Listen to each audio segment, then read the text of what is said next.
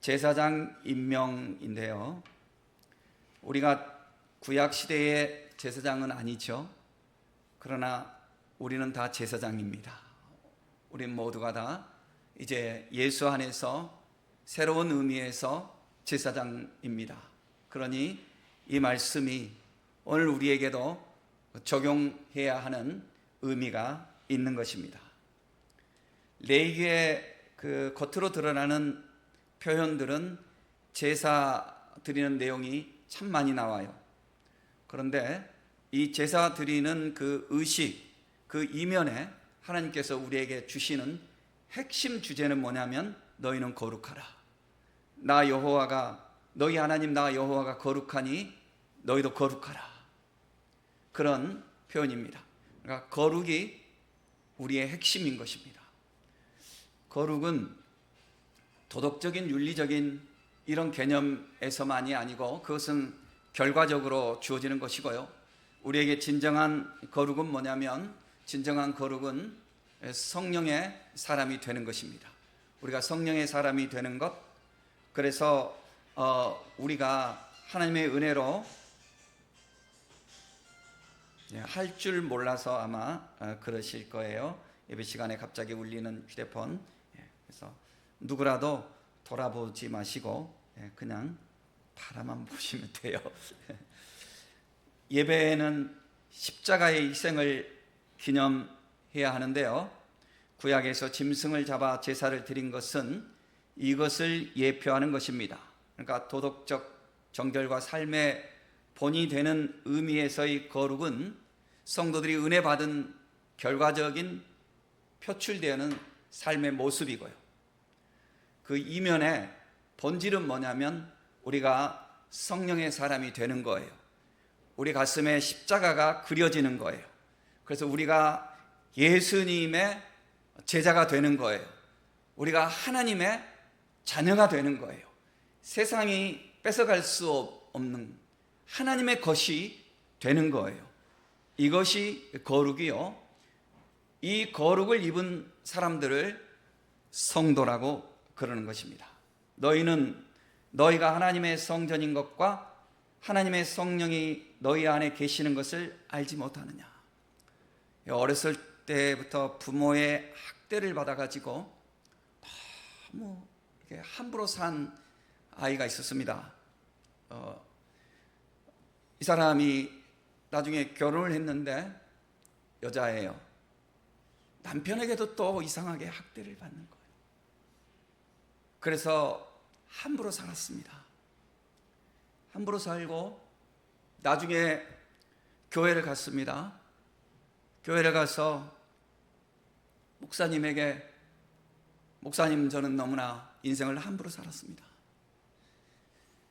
나 같은 사람이 하나님 앞에 성도가 될 수 있을까요?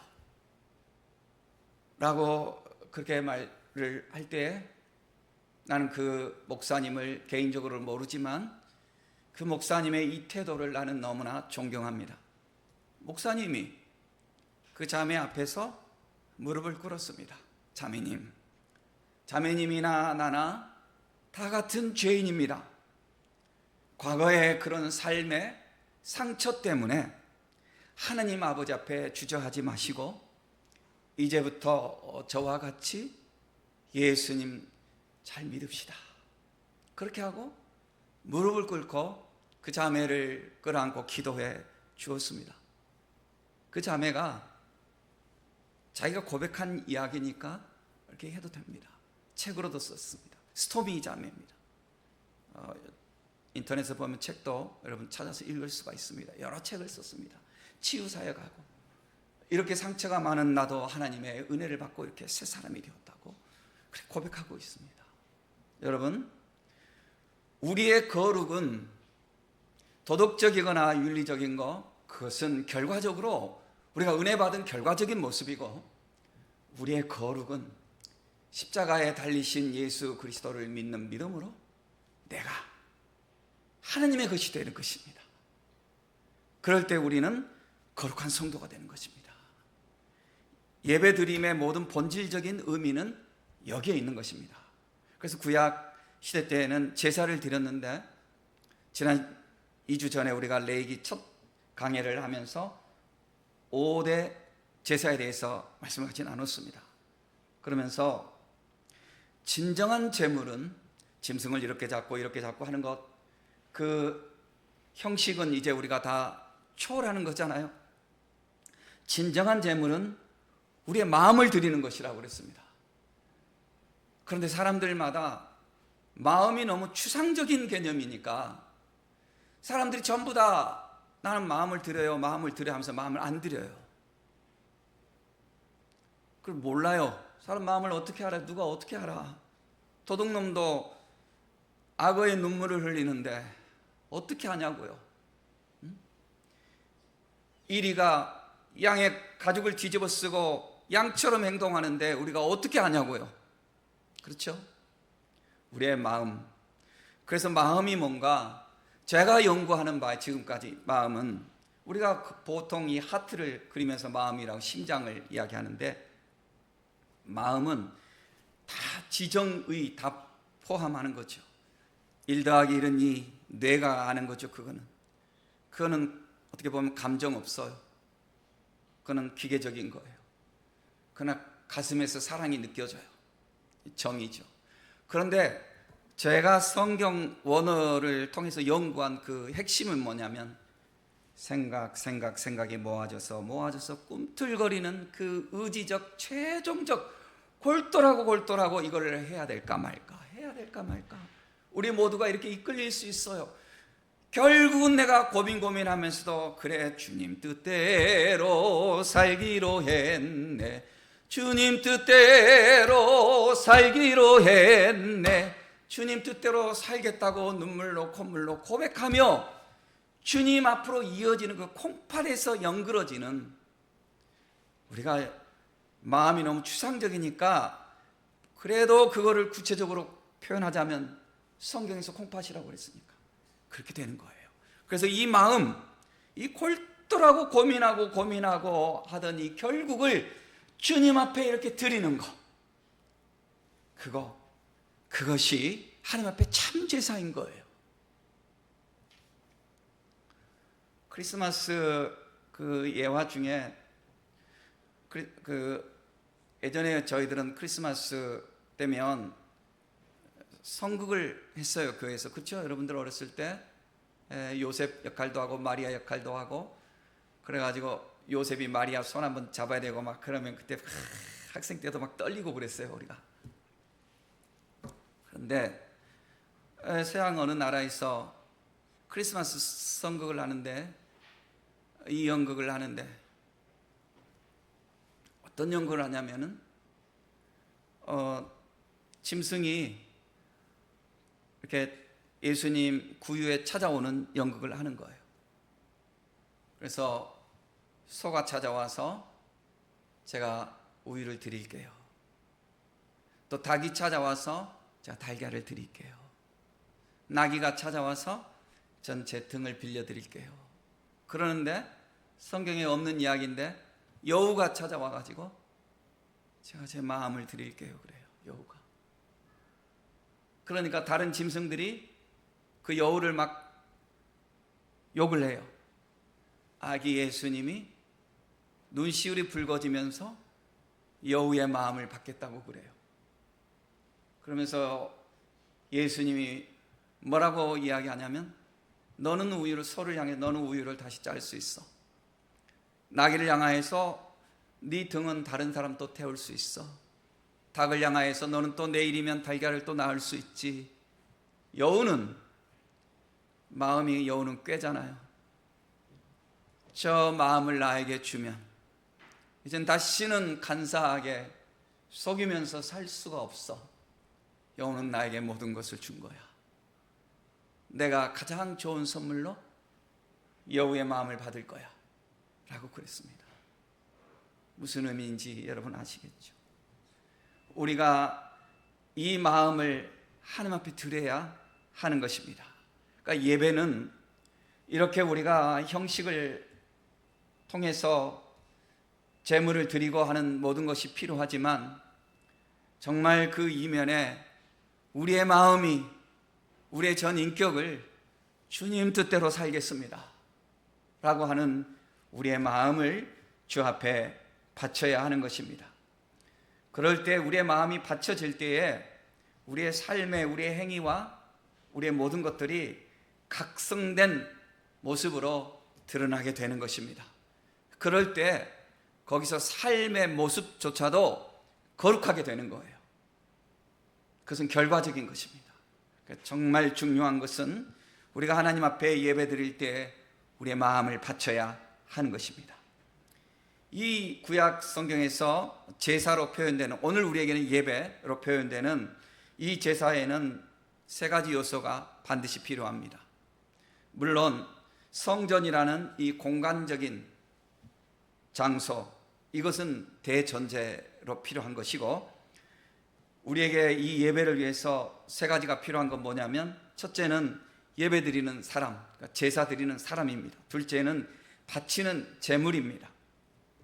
셋째는 의식을 준행하는 제사장입니다.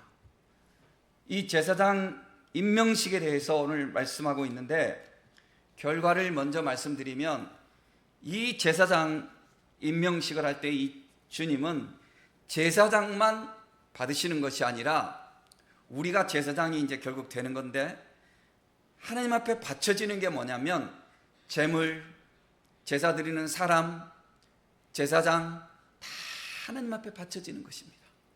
다 알고 보면 똑같은 것입니다.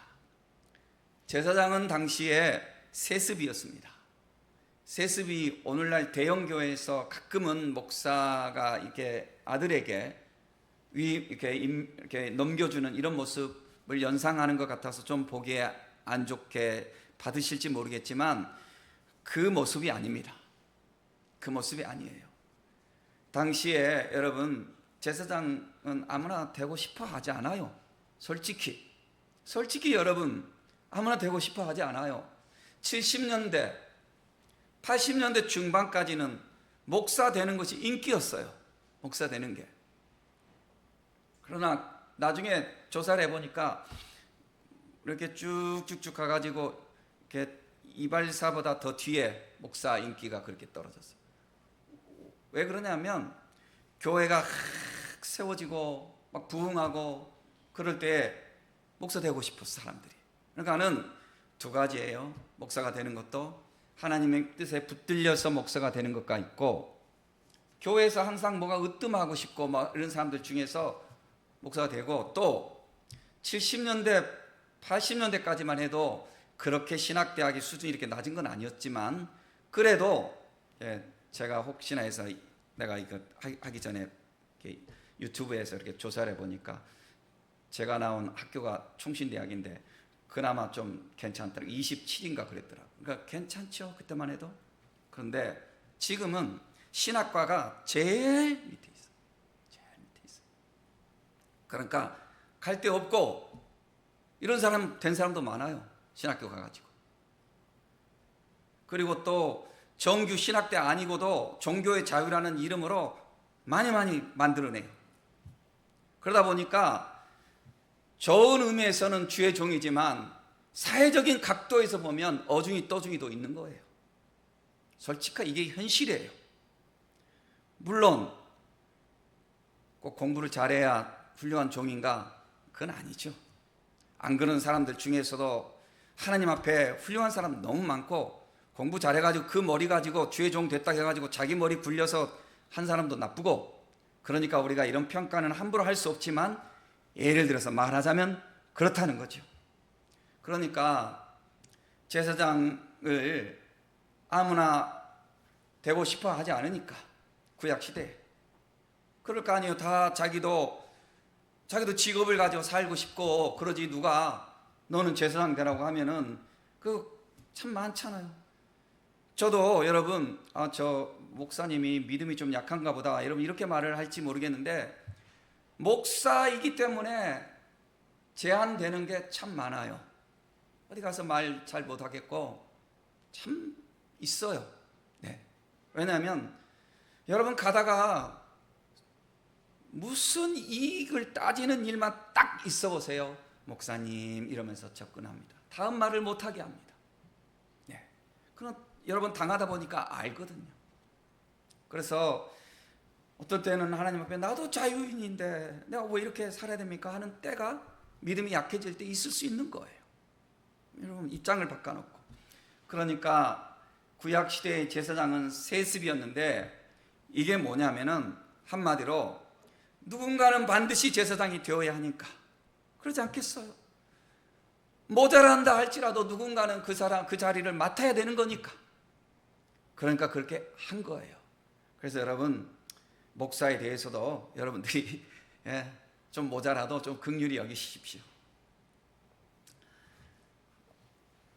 이 제사장을 이렇게 세워가지고 하나님께서 어떻게 하냐면 관유를 부어요. 이거는 관유라고 하면은 뭐냐면 영어로 표현하면 어노인팅 오일인데 안수에 쓸 수 있는 그런 기름을 말해요. 올리브유가 있는 그 배경이 있잖아요. 올리브유를 이제 등급이 여러 개가 있는데 우리나라에 이제 그 올리브유 중에서도 뭐 여러 개 있는데 그게 그만큼 좋은 건지는 나는 모르겠는데 원래 이제 그 지방에서는 올리브유를 할 때 제일 아주 극상품은 관유로 쓰는 거예요. 관유로 쓰고 모든 게 하나님 앞에 쓰는 거는 그렇잖아요. 원래 이게 이제 나중에 잘못 적용돼 가지고 막 사치로 가면 안 되겠지만 그 다음에는 이제 상처에 또 발라요. 상처에 옛날에 약이 없잖아요. 그래서 실제로 그런 기름이 효과가 있고요. 그 다음에는 이제 먹고 그 다음에 제일 마지막 게 뭐냐면 이제 등불을 켜는데 쓰이는 거예요. 올리브유가. 그러니까 제일 좋은 그 기름을 붓는 거죠. 옷에 뿌려주는 거예요. 뿌려주고 그 다음에 짐승의 피를 또 뿌려주죠. 이건 상징이 있어요. 두 가지 상징이에요. 기름을 바르는 것은 뭐냐면 너는 이제부터 주의 것이다. 이런 의미입니다. 너는 주의 것이다. 주의 것이라는 거예요. 주의 것이라고 하는 것은 우리 모두에게도 양면성이 있는 거예요. 하나는 뭐예요? 난 주의 것이야. 얼마나 당당해요. 아무도 나를 어떻게 할 수 없어. 내가 주의 것인데. 그렇지 않아요? 세상에서도 보면 가끔 미국 시민권을 가졌으면 혈통은 우리나라 사람인데도 미국 시민권을 가진 사람이 북한에 이렇게 억류되어 있을 때 전직 대통령이 전용기를 타고 그 한 사람 데리러 가잖아요. 북한으로. 그 정도 자기 시민에 대해서 나라가 괜찮은 나라는 그 정도로 하잖아요. 그런데 우리가 하나님의 것이니 하나님이 우리를 어떻게 하겠어요? 그죠? 이게 굉장한 거예요. 어마어마한 거예요. 아무도 우리가 주의 것이 됐을 때는 아무도 우리를 손대지 못하는 것입니다. 이런 은혜를 받은 것을 감사하시길 바랍니다. 그러나 그 다음에 또 있지요. 뭐예요? 난 주의 것이에요. 그다음 주의 뜻대로 살아야 하는 거예요. 주의 뜻대로 살아야 하는 거예요. 세상을 따르지 말고 주의 뜻대로 살아야 되는 거예요. 사람들이 이기적이면 전부 자기를 위해서는 자기 이익을 위해서만 적용을 해. 남에게는 의무를 주는 것만 적용을 해. 그죠? 너는 그렇게 살아라 하면서 자기는 다 마음대로 하면서 이렇게 이기적인 게 있어요. 아니에요. 우리는 전부 다 양면성. 내가 주의 것이다. 그래, 내가 주의 뜻대로 살아야 되겠다. 이것이 있어야 하는 것입니다. 그 다음에 이 짐승의 피를 이렇게 뿌린 것은 뭐냐면 주의 보혈을 상징하는 것입니다. 예수님의 십자가의 보혈을 상징하는 거예요. 제사함을 상징하는 거예요. 그러니까 구약시대 때 제사 드리면서 짐승을 잡은 것은 벌써 그때부터 그리스도의 십자가의 대속적인 죽음을 상징하였던 것입니다. 속죄를 통해서 우리가 하나님 앞에 죄사함을 얻고 구원을 얻는다는 거죠. 제사장들에게 제물의 고기를 먹게 하는데, 제사 드리는 사람하고 같이 먹게 하는데요, 일반적으로는 삶아 먹게 했어요. 그래서 제가 레위기에 나타나는 하나님 엄마의 마음이라는 이런 주제로 지금 언젠가는 이걸 한번 좀 하나님의 허락하시면 한번 글을 좀 써보고 싶어요. 책을 하나 써보고 싶어요. 성경에 보니까 고기를 그 옛날 그 시절에 삶아 먹으라고 그랬거든요. 얼핏 생각하면 구워 먹으면 맛있는데, 제가 실제로 고기를 삶아 보니까 기름이 어마어마하게 빠집니다. 제가 산발에 넣고 한번 삶아봤어요. 새벽 예배 나오시는 어떤 권사님이 시골에서 잡은 고기라고 좀 가져다 주셔가지고 제가 그거를 일부러 산발에 넣고 한번 삶아봤어요. 시험적으로. 기름이 시골에서 자연 목축을 했는데도 이렇게 빠지는 거예요. 이렇게. 그래서 보여드릴까 사진까지 찍어놨다가 너무 우회할 것 같아서 못 보여드리겠어요. 기름이 그렇게 빠져요. 그런데 우리가 그걸 구워 먹으면 그 기름을 다 먹고 살죠, 평소에. 그러니 하나님께서 그 옛날에 고기를 삶아 먹으라고 하신 거 깊은 뜻이 있어요. 엄마 같은 마음이에요. 그런데 그때 제가 설교할 때 유기그릇이라고, 그거를 유리라고 제가 발음을 했더라고요. 제가 설교를 얼핏 들었는데 유기그릇, 녹그릇, 그죠? 녹그릇에 삶은 것은 녹그릇은 씻어서 또 사용하지만 토기그릇에 사용한 것은 토기를 깨뜨려 버리라. 왜? 기름 이런 거 불순물 다 빨아들이니까. 하나님이 참 엄마 같아요. 자상해요. 자상해요. 그런데 이 고기를 삶아 먹으라고 이렇게 하시면서 이거 제사장들에게 분복으로 주는 의미가 있는데, 이것은 뭐냐면 일하는 소에게 망을 씌우지 말라는 그런 원리와 같은 거예요. 일하니까 먹여야죠. 일하니까 살도록 해야죠. 다른 사람들은 세상에서 직업을 가지고 사니까 제사장들은 성전에 있으니까 네가 이렇게 먹고 살아라, 이제 그런 의미잖아요. 그런데 이것도 이중성이 있는 거예요. 성전에 많은 것이 들어오면 이거를 가난한 자들에게 나눠주고, 고아에게 나눠주고, 과부에게 나눠주고, 이렇게 해야 마땅한 거예요. 그런데 가끔은 엘리 제사장 집안처럼 제사에는 관심이 없고 삶은 고기에만 관심이 있어서 그렇게 하는 제사장들, 엘리 제사장 집안이 어떻게 됐어요? 가끔 교회를 그렇게 하는 사람 때문에 교회가 힘든데, 그거는 시간이 지나면 하나님이 대답을 다 주셔요. 하나님이 복 주실 사람 복을 주시고 심판하실 사람 심판하시는 거예요. 우리가 정신 차리고 신앙생활 해야 됩니다. 함부로 살지 말아야 됩니다. 하나님의 복을 받을 수 있는 신앙생활을 해야 하는 것입니다. 참 이 제사장들을 이제 이렇게 하실 때에 주님께서 또 어떻게 하셨냐면 7일 동안은 회막문에 나가지 못하게 했습니다. 이것은 뭐냐면 제사장 임명을 받을 때 먼저 사람들하고 만나서 이런저런 이야기하지 말라는 거죠. 너가 먼저 주님 앞에 집중해서 오직 하나님의 말씀을 붙들고 주님과만 은밀하게 기도하는 시간을 최소한 일주일간을 그렇게 가지라는 거예요.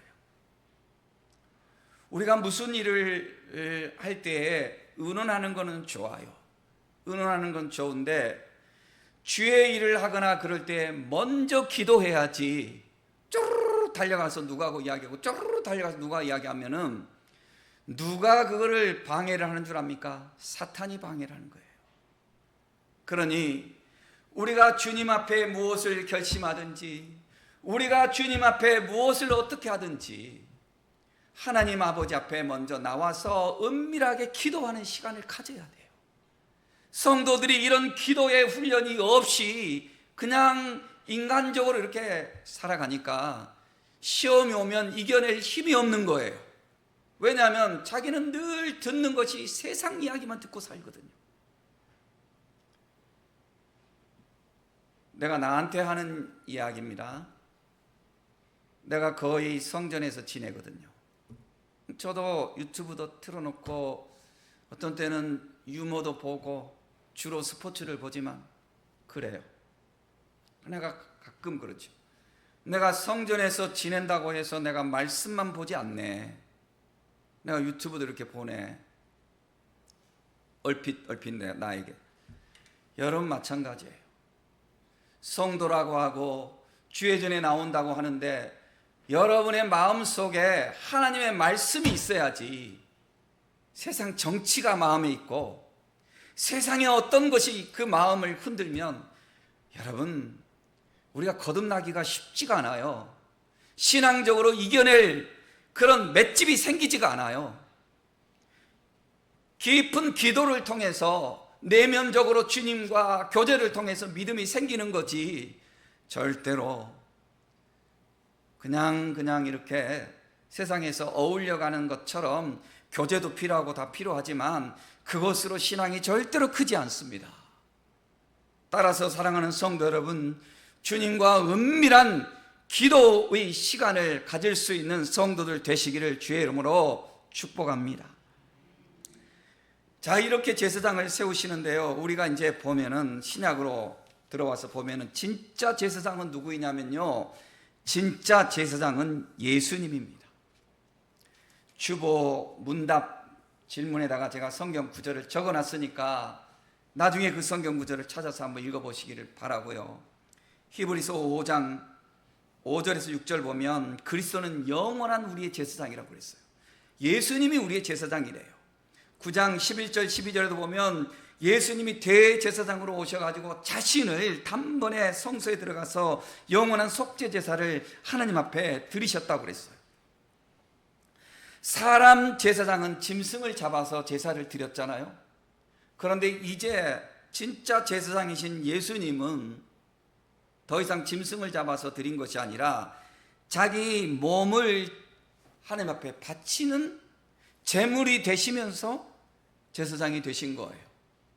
그래서 예수님은 예수님 자신이 하나님 앞에 예배자가 되시고 예수님 자신이 하나님 앞에 제물이 되시고 예수님 자신이 하나님 앞에 제사장이 된 거예요. 우리도 그래야 하는 거예요. 우리도 그래야 하는 거예요. 베드로전서 2장 5절에 보면 주님께서 우리에게 너희가 제사장이 되라고 그랬어요. 또 2장 9절에 보면 너희는 왕같은 제사장이라고 주님이 말씀을 주셨어요. 우리가 제사장이래요. 또 로마서 12장 1절에 보면 너희 몸으로 하나님 앞에 산 제사를 드리라고 그랬어요. 그러니까 뭐냐면 예수님이 자기 자신을 바치면서 우리를 위한 제물이 되시면서 동시에 제사장으로 하나님 앞에 그 예배를 올려드렸잖아요. 그것처럼 우리도 이제는 제사장이 목사님만 제사장이라고 할 거 없어요. 이거는 이제 맡아서 내가 하는 일이지만 지나가는 이야기지만 목사도 성도예요. 성도. 목사도 성도가 되어야 되는 거예요. 굳이 따지자면 보다 더 중요한, 조금 더 중요한, 그죠? 교회에 여러 성도가 있지만 장로님이면 교회 좀 중요한 성도잖아요. 권사님이면 중요한 성도잖아요. 그것처럼 교회가 목사 거가 아니고 목사도 그 교회의 성도가 되어야 하는 거예요. 성도가. 목사가 교회 사장처럼 그렇게 하도록 내버려 둬서도 안 되고 그렇게 해서도 안 되고 이건 같이 책임을 져야 되는 거예요. 그러니까 다른 말로 하면 목사도 성도예요. 목사도 위로가 필요하고 목사도 격려가 필요하고 열심히 하는 것은 칭찬도 필요한 거예요. 목사니까 너는 당연히 그러해야 돼.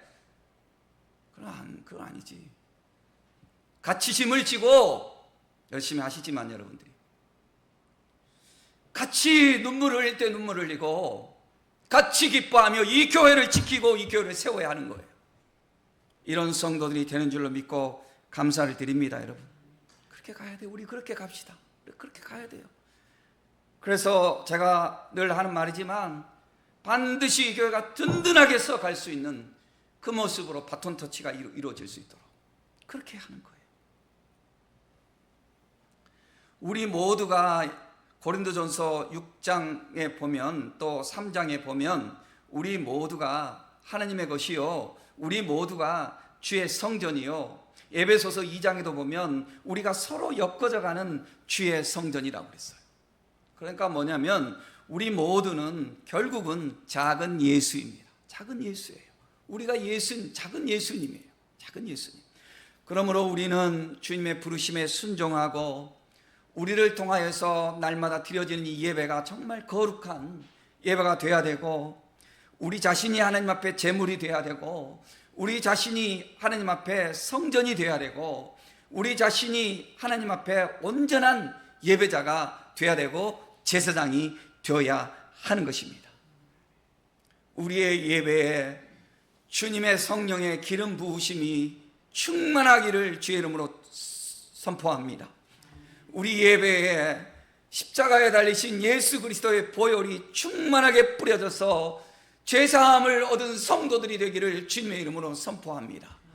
우리 자신이 하나님 앞에 거룩한 산 제물이 되어서 우리 예배가 하나님 앞에 온전한 예배가 되기를 주의 이름으로 선포합니다.